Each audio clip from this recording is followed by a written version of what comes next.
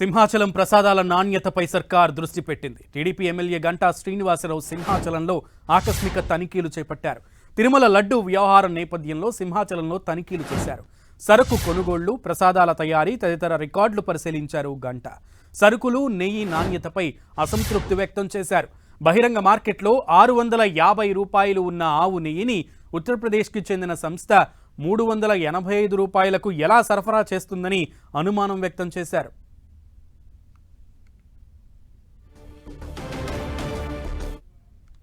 ఇలాంటి పరిస్థితులు నిజంగా కూడా నేనైతే అనుకోలేదు.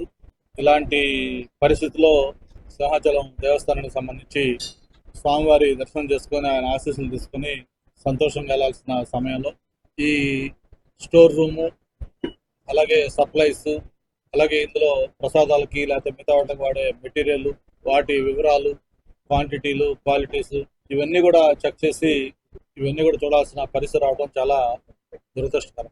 మనం చూస్తూ ఉన్నాం 3-4 రోజులుగా మన రాష్ట్రం కాదు, దేశం కాదు, ప్రపంచం మొత్తం అల్లకల్లోలంగా ఈరోజు మారిపోయింది. ఏదైతే మన సాంప్రదాయాల ప్రకారం మనం కలియుగ దైవంగా భావించే తిరుపతి శ్రీ వెంకటేశ్వర స్వామి సన్నిధిలో అక్కడ వాడే ఈ నెయ్యి లాంటి వస్తువులు కల్తీకి గురయ్యాయి.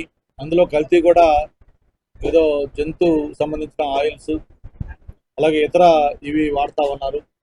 ఫిష్ ఆయిల్ లాంటివి కూడా తెలిసిన తర్వాత ప్రపంచంలో ఉన్న భక్తుల మనోభావాలన్నీ కూడా ఈరోజు దెబ్బతిన్నారు.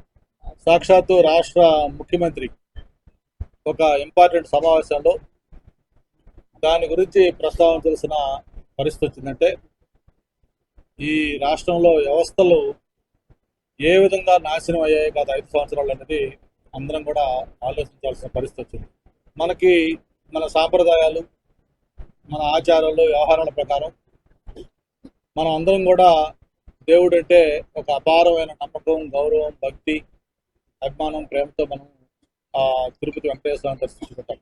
అయితే అటువంటి కలియుగ వెంకటేశ్వర స్వామి సన్నిధిలో ఏదైతే ఆయన గర్భగుడిలో దీపాలు వెలిగిస్తామో, ఆయనకి ప్రసాదాలు పెడతాము, లక్షలాదిగా వచ్చే భక్తులకి వాళ్ళకి ప్రసాదాలు అందిస్తాము, ఇవన్నీ కూడా కల్తీ గురవుతూ ఉన్నాయి.